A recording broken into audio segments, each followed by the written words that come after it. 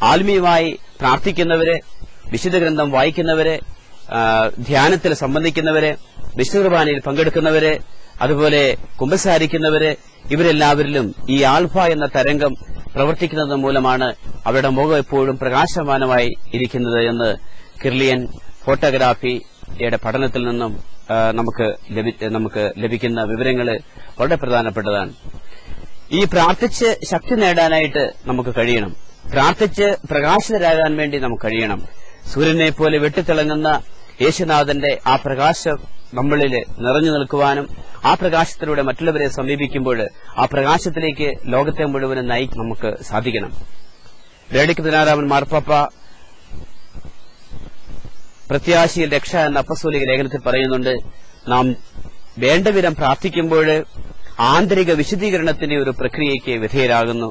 അത് നമ്മെ ദൈവത്തിലേക്കും അതുപോലെ തന്നെ മറ്റു മനുഷ്യരിലേക്കും അടുപ്പിക്കുന്നുവെന്ന് പരിശുദ്ധ പിതാവ് നമ്മളെ ഓർമ്മപ്പെടുത്തുകയാണ്. പരിശുദ്ധ പിതാവ് ബെനഡിക്ട് 16 മാർപ്പാപ്പായുടെ പ്രബോധനങ്ങളോട് തുല്യമായ ഒരു പ്രബോധനമാണ് മദർ തെരേസ നൽകിയിരിക്കുക. മദർ തെരേസ പ്രാർത്ഥനയെക്കുറിച്ച് പറയുന്നത് ഇപ്രകാരമാണ്: Prayer gives us a pure heart. A pure heart can do much. Keep your heart pure. A pure heart is necessary to see God in each other. If you see God in each other, there is love for each other, then there is peace. അതായത് പ്രാർത്ഥന നമുക്കൊരു നിർമ്മലമായ ഹൃദയത്തെ സമ്മാനിക്കുന്നു. ഈ നിർമ്മല ഹൃദയത്തിന് ഒത്തിരി കാര്യങ്ങൾ ചെയ്യാനായിട്ട് സാധിക്കും. അതുകൊണ്ട് നിങ്ങളുടെ ഹൃദയത്തെ നിർമ്മലമായി കാത്തുസൂക്ഷിക്കുക. മറ്റുള്ളവരിൽ ദൈവത്തെ കാണാൻ ഈ നിർമ്മലമായ ഹൃദയം ആവശ്യമാണ്.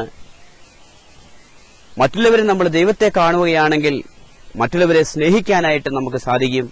അപ്പോൾ നമുക്ക് സമാധാനം, സന്തോഷമുണ്ടാകും എന്ന് മദർ തെരേസ ഉത്ബോധിപ്പിക്കുകയാണ്. അപ്പൊ ഈ ഒരു പ്രാർത്ഥനയിലൂടെ നമുക്ക് ലഭിക്കുന്ന വലിയൊരു കാര്യം, നമ്മളിൽ വിശുദ്ധീകരണം ഉണ്ടാകുന്നു.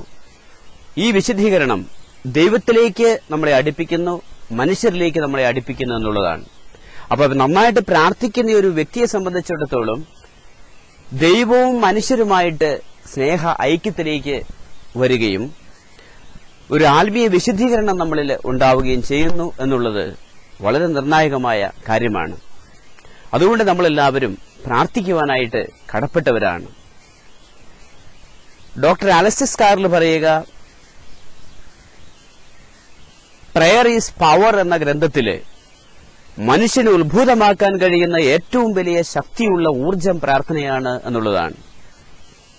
അമേരിക്കയിലെ കാലിഫോർണിയയിലെ സൈക്കോളജിസ്റ്റായ ഡോക്ടർ വില്യം പാർക്കറിനെ സംബന്ധിച്ചിടത്തോളം അദ്ദേഹം അൾസർ രോഗബാധിതനായി ചികിത്സയിൽ കഴിയുന്ന സമയത്ത് അദ്ദേഹത്തിന് ഈ രോഗത്തെ സുഖപ്പെടുത്തുവാനായിട്ട് സാധിക്കുകയില്ല എന്ന് വൈദ്യശാസ്ത്രം പറയുമ്പോൾ അദ്ദേഹം വളരെ നിരാശനാവുകയാണ്. എന്നിട്ട് അദ്ദേഹത്തെ ചികിത്സിച്ച ഡോക്ടർമാരൊക്കെ പറഞ്ഞത് 3 മാസത്തോളം പ്രാർത്ഥനയുടെ മാത്രമേ ഇത് സുഖപ്പെടാൻ സാധിക്കുകയുള്ളൂ.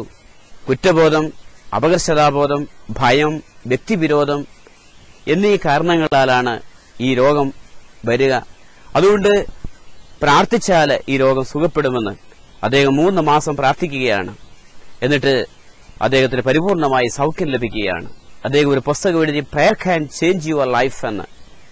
ഈ പുസ്തകത്തിലൂടെ ലോകത്തിലെ എല്ലാ ജനതകളോടും, പ്രത്യേകിച്ച് അമേരിക്കയിലെ എല്ലാ മനുഷ്യരോടും അദ്ദേഹം പറയുകയാണ്, പ്രാർത്ഥനയ്ക്ക് നിന്റെ ജീവിതത്തെ മാറ്റിമറിക്കാൻ കഴിയും എന്നുള്ളത്. കർത്താവായ യേശുക്രിസ്തു 3 മണിക്കൂർ കൈവിരിച്ചു പിടിച്ച് കുരിശിൽ കിടന്ന് പ്രാർത്ഥിച്ചതുപോലെ നമുക്കും ത്യാഗങ്ങളോടെ കൂടി പ്രാർത്ഥിക്കാനായിട്ട് നമുക്ക് സാധിക്കണം. പുറപ്പാടിന്റെ പുസ്തകത്തില് 17-ാം അധ്യായം 8-ാം വാക്യത്തില് മോസസ് കൈവിരിച്ചു പിടിച്ച് പ്രാർത്ഥിക്കുമ്പോൾ ഇസ്രായേൽക്കാരും അമലേൽക്കരും തമ്മിലുള്ള യുദ്ധത്തില് അമേരിക്കരെ തോപ്പിച്ച് ഇസ്രായേൽക്കാര് വിജയം വരിക്കുന്നതായിട്ട് കണ്ടെത്താനായിട്ട് നമുക്ക് സാധിക്കും. നെപ്പോളിയൻ ബോണപ്പാർട്ടിന്റെ ബ്രോണ്ടെ എന്ന പട്ടാളക്കാരൻ രാത്രിയുടെ യാമങ്ങളില് പട്ടാള ക്യാമ്പിൽ നിന്ന് പ്രാർത്ഥിക്കുന്നതായിട്ട് നമുക്ക് കണ്ടെത്താൻ കഴിയുന്നുണ്ട്. ഇങ്ങനെ പ്രാർത്ഥിച്ച് ശക്തി ഭരിച്ചുകൊണ്ട് സൈന്യത്തിന്റെ മുൻനിരയിൽ ധൈര്യത്തോടുകൂടി യുദ്ധം ചെയ്യുന്ന ബ്രോണ്ടെ എന്ന പട്ടാളക്കാരനെ നെപ്പോളിയന് കാണുകയും അഭിനന്ദിക്കുകയും ചെയ്യുന്നതായിട്ട് നമുക്ക് കണ്ടെത്താൻ കഴിയുന്നു. കൊച്ചു ത്രേസ്യ പറയുന്നത്, prayer is a friendship with God heart-to-heart conversation, interpersonal dialogue. It's a total offering to the God's will എന്നുള്ളതാണ്. അതായത് പ്രാർത്ഥന ദൈവവുമായിട്ടുള്ള ഒരു സൗഹൃദ ബന്ധത്തിലേക്ക് നമ്മൾ നയിക്കുന്നു. അത് ഹൃദയങ്ങൾ തമ്മിലുള്ള സംഭാഷണമാണ്, വ്യക്തിപരമായ ഒരു സംഭാഷണമാണ്, ദൈവത്തിന്റെ ഹിതത്തിന് പൂർണ്ണമായി സമർപ്പിക്കലാണ്. അതാണ് ഏറ്റവും വലിയ പ്രാർത്ഥനയെന്ന്. പരിശുദ്ധ കന്യകാമറിയത്തെ സംബന്ധിച്ചിടത്തോളം ഇതാ കർത്താവിന്റെ ദാസി, നിന്റെ ഇഷ്ടം പോലെ എന്നെ ഭവിക്കട്ടെ എന്ന് പറഞ്ഞ് അത് വലിയൊരു പ്രാർത്ഥനയാണ്. ഈ പ്രാർത്ഥനയുടെ അനുഭവത്തിലേക്ക് നമുക്കും കടന്നു വരാനായിട്ട് സാധിക്കണം. ഗാന്ധിജി പറയുന്നുണ്ട്, ഒരു മത്സ്യം വെള്ളത്തിൽ നിന്ന് എടുത്ത് കരക്കിട്ടാൽ എത്ര നാള് അതിന് ജീവിക്കാൻ പറ്റും? അത്രയും നേരമേ എനിക്ക് പ്രാർത്ഥന കൂടാതെ ജീവിക്കാനാവൂ. എന്റെ കയ്യോ കാലോ വെട്ടിമാറ്റിക്കോ എനിക്ക് ജീവിക്കാം, പക്ഷേ പ്രാർത്ഥന കൂടാതെ എനിക്ക് ഒരു നിമിഷം പോലും കഴിയാൻ പറ്റുകയില്ല എന്ന് അദ്ദേഹം രേഖപ്പെടുത്തുകയാണ്. ജോൺ പോൾ രണ്ടാമൻ മാർപ്പാപ്പ പറയുന്നത് പ്രാർത്ഥനയെക്കുറിച്ച്, പ്രാർത്ഥന ബലഹീനന്റെ ശക്തിയും ശക്തനായ ആൾക്കാരുടെ ബലഹീനതയുമാണ് എന്നുള്ളതാണ്. അപ്പൊ പ്രാർത്ഥന ബലഹീനന്റെ ശക്തിയാണ്. പാവപ്പെട്ടവരുടെയും വേദനിക്കുന്നവരുടെയും സങ്കടമനുഭവിക്കുന്നവരുടെയും പട്ടിണി പാവങ്ങളുടെയും ഒക്കെ ശക്തി എന്ന് പറയുന്നത് പ്രാർത്ഥനയാണ്. അങ്ങനെ പ്രാർത്ഥിച്ച് ശക്തരായവരുടെ ബലഹീനത പ്രാർത്ഥനയാണ്. അതായത് അവർക്ക് പ്രാർത്ഥിക്കാതിരിക്കാൻ പറ്റാത്ത ഒരു അവസ്ഥയിലേക്ക് കടന്നു വരുന്നു എന്നുള്ളതാണ് പരിശുദ്ധാത്മാവ് നമ്മളെ ഓർപ്പെടുത്തുക. ഡെന്നിസൺ പറയുന്നത്, ലോകം സ്വപ്നം കാണുന്നതിനേക്കാൾ നേടാൻ പ്രാർത്ഥനയ്ക്ക് കഴിയും എന്നുള്ളതാണ്. അപ്പൊ ലോകത്തിന് സ്വപ്നം കാണുന്നതിന് ഒരു പരിധിയൊക്കെയുണ്ട്. അതുകൊണ്ടാണ് പൗലോസ് പറയുന്നത്, നിങ്ങളുടെ അപേക്ഷകളും നിങ്ങളുടെ യാചനകളും കൃതജ്ഞതാ സ്തോത്രങ്ങളോടെ ദൈവസന്നിധിയിലേക്ക് അർപ്പിക്കുവിൻ. അപ്പോൾ നിങ്ങളുടെ എല്ലാ ധാരണകളെ അതിലംഘിക്കുന്ന ദൈവത്തിന്റെ സമാധാനം നിങ്ങളോടുകൂടി കുടികൊള്ളും.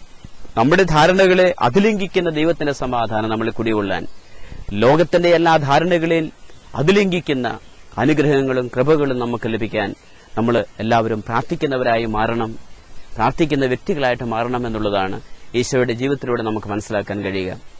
ടോൾസ്റ്റോയ് പറയുന്നത്, പ്രാർത്ഥിക്കുന്നയാൾക്ക് ഒത്തിരി ആശ്വാസവും പ്രത്യാശയും ലഭിക്കുന്നു എന്നുള്ളതാണ്. അപ്പൊ നമ്മൾ പ്രാർത്ഥിച്ച് നമുക്കൊരുപാട് പ്രത്യാശയിലേക്ക് വരാനായിട്ട് നമുക്ക് സാധിക്കണം. ദേശാടനം എന്ന സിനിമയിലെ ഒരു ഗാനമുണ്ട്. അത് വളരെ അർത്ഥവത്തായ ഗാനമാണ്. അതിലെ ഓരോ വരികളും വലിയൊരു പ്രാർത്ഥനയാണ്. പദചലനങ്ങൾ പ്രദക്ഷിണമാക്കണമേ, ദേഹം ശ്രീകോവിലാക്കണമേ, ദുഃഖങ്ങൾ പൂജാ പുഷ്പങ്ങളാക്കണമേ, വചനം മന്ത്രങ്ങളാക്കണമേ, നിദ്രകൾ ധ്യാനങ്ങളാക്കണമേ, അന്നം നൈവേദ്യമാക്കണമേ, നിത്യകർമ്മങ്ങൾ സാധനയാക്കണമേ, അങ്ങനെ ജന്മം സമ്പൂർണമാക്കണമേ എന്ന്. പദചലനങ്ങൾ പ്രദക്ഷിണമാക്കണം. സ്വർഗീയ ജെറൂസലേത്തേക്ക് യാത്ര ചെയ്യുന്ന നമ്മുടെ ഓരോ സ്റ്റെപ്പുകളും ആ സ്വർഗത്തെ ലക്ഷ്യമാക്കിക്കൊണ്ടുള്ള യാത്രയാക്കണമേ.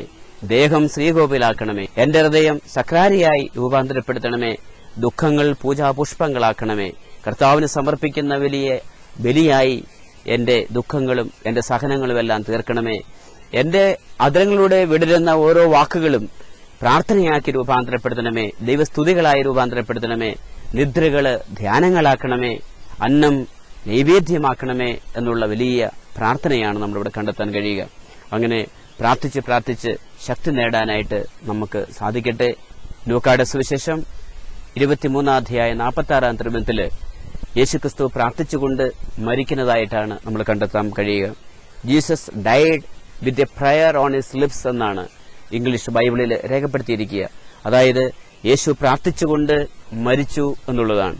അപ്പൊ നമ്മളും ഇങ്ങനെ പ്രാർത്ഥിച്ചുകൊണ്ട് മരിക്കണമെങ്കിൽ ഒരു പ്രാർത്ഥനയുടെ വ്യക്തികളായിട്ട് രൂപാന്തരപ്പെടണം. നമ്മൾ ഇങ്ങനെ പ്രാർത്ഥനയിലൂടെ നമുക്ക് ശക്തരാകാം. എല്ലാ പ്രലോഭനങ്ങളെ അതിജീവിക്കുവാനുള്ള ശക്തി നമുക്ക് പ്രാർത്ഥനയോടെ സംഭരിക്കാം എന്ന് പ്രാർത്ഥിച്ചുകൊണ്ട് പിതാവിന്റെയും പുത്രന്റെയും പരിശുദ്ധാത്മാവിന്റെയും നാമത്തിൽ ആമേൻ.